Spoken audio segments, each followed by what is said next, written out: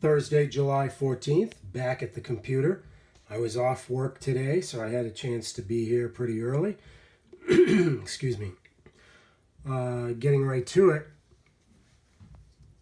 This was the first trade of the day. Got long right here. Just as we were breaking out of this wedge pattern, you can see here the wedge right there and right there. Actually, it's kind of right here from the bottom of this long candle right up, and then this one right here down.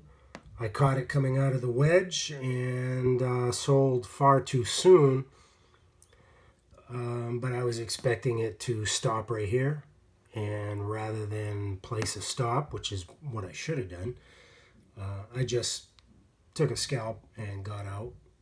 That yielded 15 cents a share at 1,000 shares, so there was $150.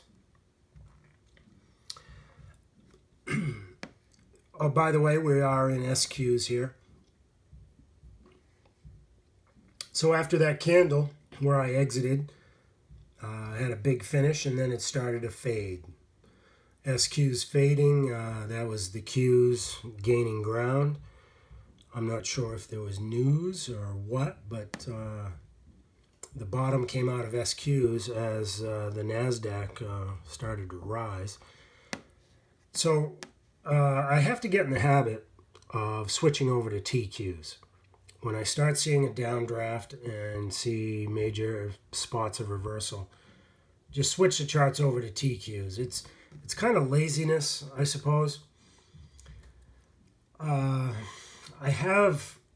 It takes a moment because I have historical charts that are on the monitor to my left that I have to alter and arrange. Every time I switch charts, it's probably 30 or 40 seconds of just jostling around and setting things up so that I have them in the proper format that I use.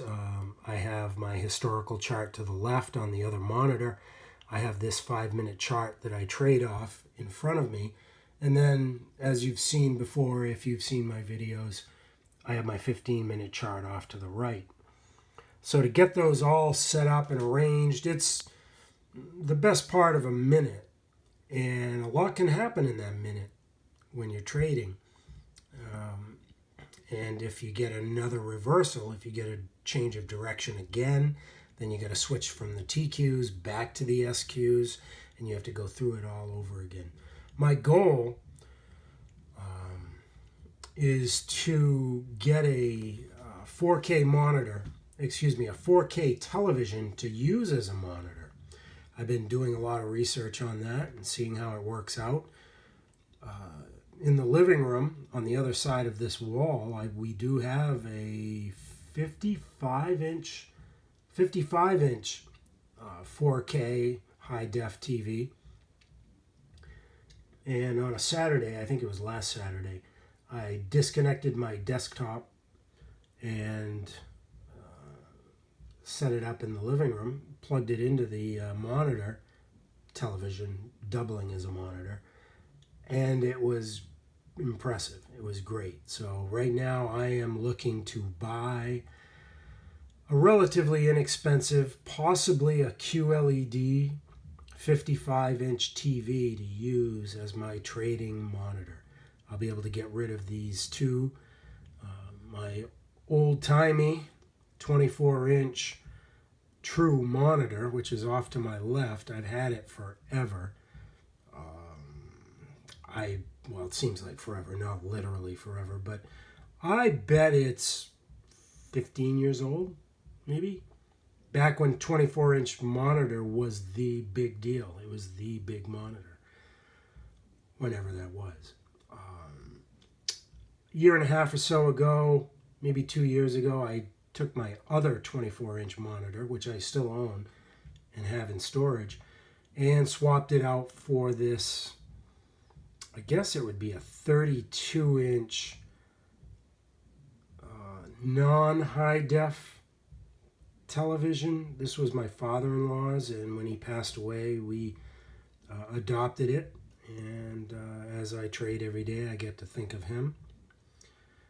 But it's only 720p, so it's not clear, and it doesn't give me enough real estate, frankly. It's not big enough. So I'm eager to get back to, or get to something that where I can have my SQs and my TQs charts up at the same time, and I can just swap back and forth. I think it would be a huge improvement in my trading, a confidence booster, perhaps, certainly an efficiency booster. So moving on from that diversion, I was not able to trade TQs, I guess is the, to make a short story long, I watched this go down. And I missed this change of direction here, this pullback of the main trend. But I did catch this one. I was watching this level, this price level, and when it hit, it's interesting because stocks will behave in predictable ways as they approach major support or resistance areas. In this case, price, the bottom came out of the price, the candle. It just free fell right down to the level I was watching. I got in right here because I was prepared and ready to click on buy, and got in basically right at the bottom. I think I was 1 cent above the bottom of that candle at this pullback change of direction. I got out here, which is essentially most of the body of the candle. We did have this little wick that went up to the moving average, pulled back pretty quick. So I took 29 cents out of that, and at 1,000 shares, that's not bad, 29 cents. And then, again, instead of going to TQs, I basically just watched it fall. It fell, and it did the same thing as it did here when it hit this level. I was watching this price level as my next entry point. And when the bottom fell out of that candle, I bought when it hit there. However, unlike the other time, it continued to fall. And so I had 1,000 shares, and I was sitting on, basically, I had lost all my profits for the day, but I was not going to add on in here. I did add on here right at this bottom, which is, interestingly enough, the next level that I was watching. And I took a flyer. I felt pretty confident about it given the fairly large, let me pull back and show you, the fairly large drop that had taken place. So I assumed that this would be the bottom where this wasn't. And I was correct. And so as soon as it got back to the moving average, back to the level, essentially where I could break even, I escaped, I got out. Not great risk management for sure.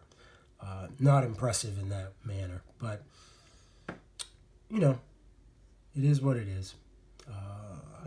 I've been doing this a long time.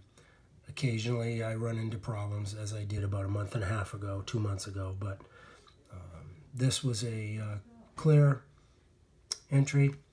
I escaped here, took a 5 cent per share gain on 2,000 shares, so $100 there. Altogether, $100 there, $290 there, $150 there, and I closed out the day at $548. Essentially, $548. It was actually precisely $547.70. So we'll add that to my small gain from yesterday, and so far the week is not doing too badly. So, as I've mentioned before, stock trading is all about knowing where your levels of support and resistance are. Not the minor ones, but the major ones that will lead to reversals in direction. And if you're day trading, you want to know more than anything where the changes of direction are taking place. And then you can choose to get in at any point along a trend, and you can get out at any point. But you got to have a high degree of faith in knowing where the direction will change. And that's day trading.